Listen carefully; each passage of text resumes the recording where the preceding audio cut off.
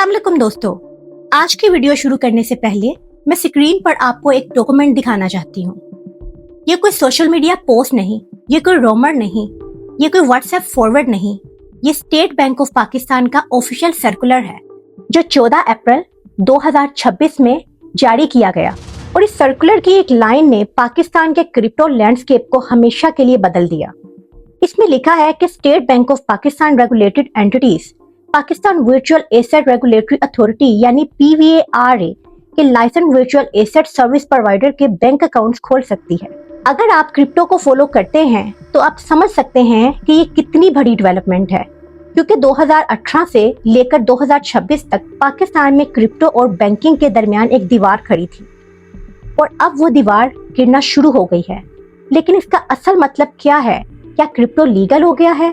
क्या Pakistan blockchain economy की तरफ जा रहा है? क्या ये आम पाकिस्तानी के लिए कोई नई अपॉर्चुनिटी है या फिर इसके साथ नए रिस्क भी आएंगे? आज की वीडियो में हम इन तमाम सवालों के जवाब डिटेल से जानेंगे, इसलिए वीडियो को एंड तक जरूर देखिए। लेकिन सबसे पहले मैं आपको एक ऐसा फैक्ट बताना चाहती हूँ जो बहुत से लोगों को हैरान कर देता है। जब भी लोग क्रिप्टो का नाम सुनते हैं तो उनके जहन में अमेरिका, दुबई और यूरोप आता है, लेकिन असल तस्वीर कुछ और है। पाकिस्तान उन मुल्कों में शामिल है जहां क्रिप्टो अडॉप्शन ने बहुत तेजी से ग्रोथ दिखाई है। सोचिए, एक ऐसा मुल्क जहां क्रिप्टो के लिए सालों तक कोई क्लियर रेगुलेटरी फ्रेमवर्क मौजूद नहीं था। एक ऐसा मुल्क जहां लोग ट्रेडिशनल बैंकिंग चैलेंजेस का सामना करते रहे और फिर भी लाखों लोग ब्लॉकचेन और डिजिटल एसेट्स की तरफ आए।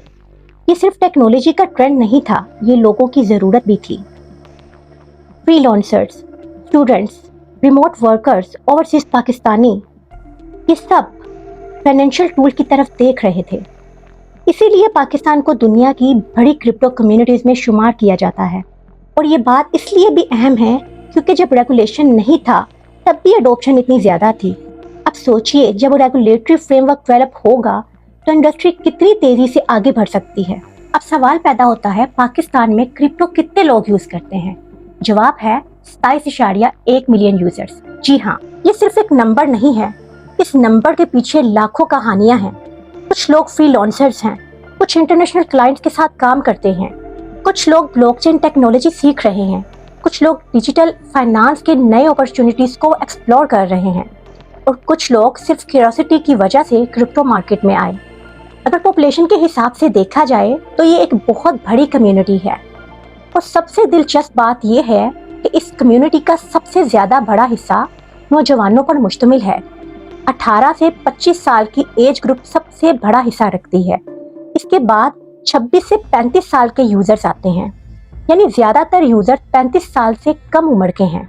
ये सिर्फ एक स्टैटिक नहीं, ये पाकिस्तान के डिजिटल फ्यूचर की तस्वीर है, क्योंकि आज जो नौजवान क्रिप्टो और ब्लॉकचेन सीख रहा है, कल वही इसी इंडस्ट्री में डेवलपर, इन्वेस्टर और एंटरप्रेन्योर भी बन सकता है। अगर बात करें जेंडर डिस्ट्रीब्यूशन की, डाटा के मुताबिक क्रिप्टो यूजर्स में 78% मर्द और 22% खवातीन हैं। ये डिफरेंस काफी बड़ा है, लेकिन मुझे लगता है कि अगले चंद सालों में ये गैप कम होगा, क्योंकि टेक्नोलॉजी किसी एक जेंडर की मलकियत नहीं होती। दुनिया भर में हजारों women blockchain developers, crypto researchers और वेब3 फाउंडर्स काम कर रही हैं। पाकिस्तान में भी बहुत सी टैलेंटेड लड़कियां टेक्नोलॉजी और फ्रीलांसिंग सेक्टर्स में अपनी पहचान बना रही हैं और ब्लॉकचेन भी उनके लिए एक नया अपॉर्चुनिटी सेक्टर बन सकता है। मैं खास तौर पर अपनी फीमेल व्यूअर्स से कहना चाहती हूँ कि अगर आप क्रिप्टो सीखना चाहती हैं तो पहला कदम लर्निंग होना चाहिए। मार्केट को समझिए, ब्लॉकचेन को समझिए, वॉलेट को समझिए, सिक्योरिटी को समझिए। नॉलेज के साथ उठाया हुआ हर कदम मजबूत होता है और डिजिटल इकोनॉमी में जितना खवातीन का रोल बढ़ेगा उतना ही पाकिस्तान का फ्यूचर मजबूत होगा। अब उस सवाल की तरफ आते हैं जो लोग अक्सर पूछते हैं, क्रिप्टो पर पाबंदी लगाई ही क्यों गई? इसका जवाब जानने के लिए हमें 2018 में जाना पड़ेगा। 6 अप्रैल 2018 ये वो दिन था जब स्टेट बैंक ऑफ पाकिस्तान ने एक सर्कुलर जारी किया। उस सर्कुलर में बैंक्स, एक्सचेंज कंपनीज और पेमेंट सर्विस प्रोवाइडर्स को हदायत दी गई कि वो वर्चुअल करेंसीज या फिर क्रिप्टो करेंसी एक्सचेंजेस के साथ डायरेक्ट डीलिंग ना करें। उस वक्त दुनिया भर में क्रिप्टो मार्केट बहुत तेजी से ग्रो कर रही थी। बिटकॉइन हेडलाइंस बना रहा था, हर तरफ लोग क्रिप्टो के बारे में बात कर रहे थे, लेकिन साथ ही रेगुलेटर्स के जहन में कुछ और बहुत अहम कंसर्न भी मौजूद थे। सबसे पहला कंसर्न था वोलेटिलिटी। क्रिप्टो मार्केट में प्राइसेस बहुत तेजी से ऊपर और नीचे जा सकती हैं। एक एसेट जो आज हजारों डॉलर की हो, जरूरी नहीं कि कल भी उतनी वैल्यू रखती हो। दूसरा कंसर्न था फ्रॉड और स्कैम्स। जहां पैसा होता है वहां फ्रॉडस्टर्स भी आ जाते हैं।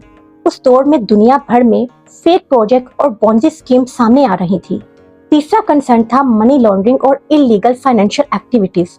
रेगुलेटर्स को डर था कि अगर प्रॉपर मॉनिटरिंग ना हुई तो क्रिप्टो को गलत मकासद के लिए इस्तेमाल किया जा सकता है।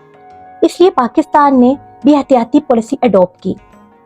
लेकिन टेक्नोलॉजी का सफर कभी नहीं रुकता। पाबंदी के बावजूद लोग क्रिप्टो के बारे में सीखते रहे, ट्रेडिंग करते रहे, ब्लॉकचेन प्रोजेक्ट पर काम करते रहे। फ्रीलांसर्स और डिजिटल एंटरप्रेन्योर्स नए सोल्यूशन तलाश करते रहे। और फिर धीरे धीरे रेगुलेटर्स को भी एहसास हुआ कि पाबंदी लगाना किसी मसले का हल नहीं होता। कभी कभी रेगुलेशन पाबंदी से ज्यादा इफेक्टिव होती है। और फिर आया 14 अप्रैल 2026, पाकिस्तान की क्रिप्टो हिस्ट्री का एक अहम दिन।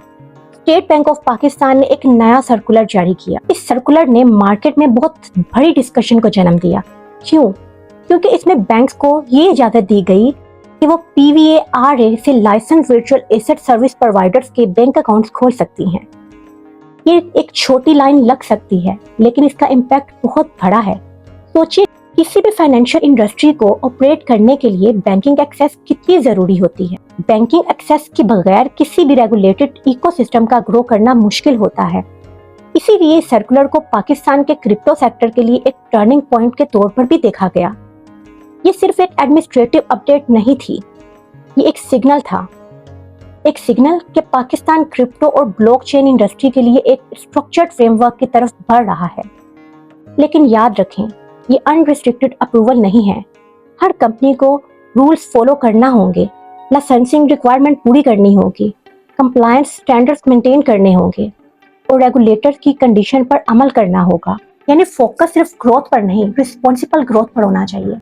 अब सवाल उठता है, PVARA आखिर है क्या? PVARA का मतलब है Pakistan Virtual Asset Regulatory authority. ये वो रेगुलेटरी बॉडी है जो पाकिस्तान में वर्चुअल एसेट्स और क्रिप्टो रिलेटेड सर्विसेज के लिए फ्रेमवर्क तैयार कर रही है। आसान अल्फाज में समझे तो PVARA का रोल ट्रैफिक पुलिस की तरह है। रोड पर गाड़ियां चल सकती हैं, लेकिन रूल्स के बगैर ट्रैफिक क्योस बन जाती है।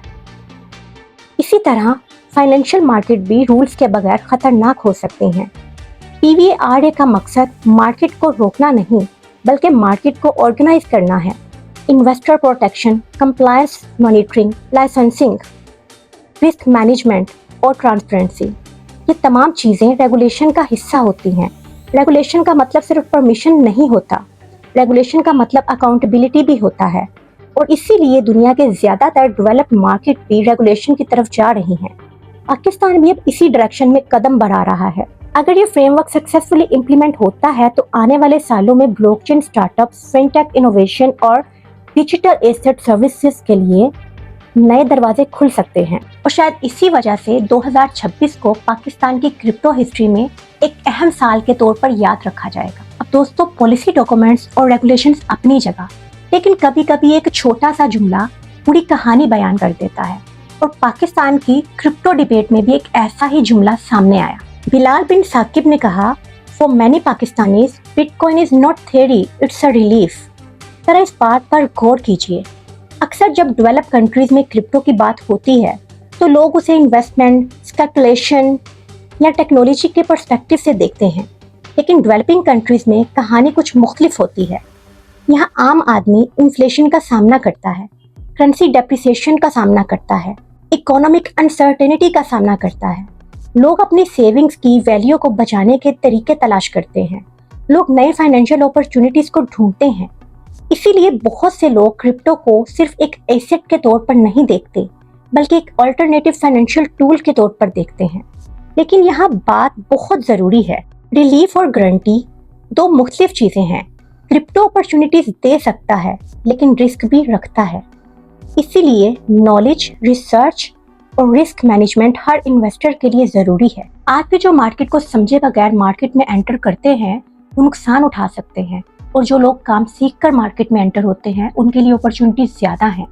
यानी टेक्नोलॉजी खुद अच्छी या बुरी नहीं होती, उसका इस्तेमाल उसे फायदेमंद और नुकसानदा बनाता है। अब आते हैं उस बात की तरफ जिसने दुनिया की तवज्जो पाकिस्तान की तरफ मबजूल करवाई। क्रिप्टो के हवाले से पाकिस्तान का नाम इंटरनेशनल डिस्कशंस में बार बार सामने आने लगा, और इसकी वजह सिर्फ पॉपुलेशन नहीं थी, इसकी वजह अडॉप्शन थी। सोचिए एक ऐसा मुल्क जहां रेगुलेटरी फ्रेमवर्क अब डेवलप हो रहा है, लेकिन फिर भी लाखों लोग ब्लॉकचेन और डिजिटल एसेट्स में दिलचस्पी रखते हैं। ये बात इंटरनेशनल ऑब्जर्वर्स के लिए भी दिलचस्प थी। पाकिस्तान के नौजवान टेक्नोलॉजी को बहुत तेजी से अडॉप्ट करते हैं। मोबाइल इंटरनेट के जरिए इंफॉर्मेशन तक रसाई पहले से कहीं ज्यादा आसान हो चुकी है। YouTube, online courses, blockchain communities, Web3 project, ये सब मिलकर एक नई डिजिटल जनरेशन को जन्म दे रहे हैं। आज पाकिस्तान के हजारों डेवलपर्स ब्लॉकचेन टेक्नोलॉजी सीख रहे हैं, हजारों फ्रीलांसर्स इंटरनेशनल क्लाइंट्स के साथ काम कर रहे हैं, और कई स्टार्टअप्स डिजिटल फाइनेंस के नए मॉडल एक्सप्लोर कर रहे हैं। मेरी कहानी सिर्फ बिटकॉइन तक महदूद नहीं, ब्लॉकचेन एक पूरा इकोसिस्टम है और पाकिस्तान उस इकोसिस्टम का हिस्सा बनने की कोशिश कर रहा है। इसी वजह से पाकिस्तान का नाम ग्लोबल क्रिप्टो डिस्कशंस में लिया जाता रहा है। अगर रेगुलेशन और इनोवेशन साथ साथ चलते रहें तो कुछ सालों तक ये पोजीशन और भी मजबूत हो जाएगी। अब हम बात करते हैं उस फैक्टर की जो पाकिस्तान के लिए सबसे ज्यादा अहमियत रखता है, रेमिटेंस। हर साल दुनिया भर में रहने वाले ओवरसीज पाकिस्तानीज अपने घर वालों को अरबों डॉलर्स भेजते हैं। ये पैसा पाकिस्तान की इकोनॉमी के लिए बहुत अहम होता है। इस पैसे से घर चलते हैं, बच्चों की तालीम होती है, बिल्स पे होते हैं और छोटे बिजनेस एस्टेब्लिश होते हैं। लेकिन ट्रेडिशनल मनी ट्रांसफर सिस्टम के साथ कुछ चैलेंजेस भी मौजूद होते हैं। कभी प्रोसेसिंग में वक्त लगता है, कभी फीस ज्यादा होती है, कभी एक्सचेंज रेट यूजर के लिए आइडियल नहीं होता। इस जगह ब्लॉकचेन टेक्नोलॉजी को बहुत से एक्सपर्ट एक पोटेंशियल सोल्यूशन के तौर पर देख रहे हैं। ब्लॉकचेन बेस्ड ट्रांसफर थ्योरेटिकली ज्यादा फास्ट हो सकते हैं, ज्यादा ट्रांसपेरेंट हो सकते हैं और कुछ केसेस में कॉस्ट भी कम हो सकती है। इसीलिए दुनिया भर में रेमिटेंस सेक्टर में ब्लॉकचेन के इस्तेमाल पर रिसर्च और एक्सपेरिमेंटेशन जारी है। लेकिन फिर वही बात, टेक्नोलॉजी को रिस्पॉन्सिबल तरीके से इम्प्लीमेंट करना ज़रूरी होता है। सिक्योरिटी, कंप्लायंस, कंज्यूमर प्रोटेक्शन, ये तमाम चीज़ें उतनी ही अहम हैं जितनी इनोवेशन। अगर पाकिस्तान इनोवेशन और रेगुलेशन के दरमियान बैलेंस कायम कर लेता है तो रेमिटेंस सेक्टर में भी नई अपॉर्चुनिटीज पैदा हो सकती हैं। और शायद यही वजह है कि ब्लॉकचेन को सिर्फ ट्रेडिंग टेक्नोलॉजी नहीं बल्कि फाइनेंशियल इंफ्रास्ट्रक्चर की टेक्नोलॉजी भी कहा जाता है। दोस्तों, अब तक हमने अपॉर्चुनिटीज की बात की, रेगुलेशन की बात की, ग्रोथ की बात की, लेकिन अगर मैं सिर्फ अच्छी बातों का जिक्र करूं और रिस्क के बारे में बात ना करूं तो ये वीडियो मुकम्मल नहीं होगी। इसलिए वक्त है सच के दूसरे पहलू को देखने का। क्रिप्टो मार्केट में पैसा है, बहुत पैसा है, लेकिन जहां पैसा होता है वहां फ्रॉडस्टर्स भी आ जाते हैं। और अफसोस की बात यह है कि दुनिया भर में हजारों लोग हर साल क्रिप्टो स्कैम्स का शिकार होते हैं। कुछ लोग अपनी लाइफ सेविंग्स खो देते हैं, कुछ लोग कर्ज में चले जाते हैं और कुछ लोगों को इतना बड़ा नुकसान होता है कि वो दोबारा इन्वेस्टमेंट का नाम सुनकर भी घबरा जाते हैं। सबसे पहला स्कैम है फेक एप्लीकेशंस। आप ऐप स्टोर खोलते हैं, एक ऐप देखते हैं जो बिल्कुल ओरिजिनल वॉलेट या एक्सचेंज जैसी लगती है। आप डाउनलोड कर लेते हैं, लॉगिन करते हैं और चंद मिनट्स के बाद आपका अकाउंट खाली हो जाता है। दूसरा स्कैम है अनरियलिस्टिक प्रॉफिट स्कीम्स। आपने शायद ऐसे एड देखे होंगे, $100 लगाओ और $10,000 कमाओ, granted daily profit, risk zero. दोस्तों, फाइनेंशियल दुनिया में ग्रंटेड प्रॉफिट जैसी कोई चीज नहीं होती। जितना बड़ा रिटर्न होता है उतना ही बड़ा रिस्क भी होता है। और तीसरा सबसे डेंजरस स्कैम, प्राइवेट की और सीड फ्रेज चोरी। अगर कोई आपकी प्राइवेट की जान लेता है तो वो असल में आपके वॉलेट की चाबी हासिल कर लेता है, और जिसके पास चाबी हो उसके पास कंट्रोल भी होता है। इसलिए याद रखें, प्राइवेट की सिर्फ आपकी है, सीड फ्रेज सिर्फ आपकी है, और ये किसी के साथ भी शेयर नहीं करनी, किसी के साथ भी नहीं। अब सवाल ये है कि अगर रिस्क है तो उनसे बचा कैसे जाए। इसमें सबसे पहला कदम है रिसर्च।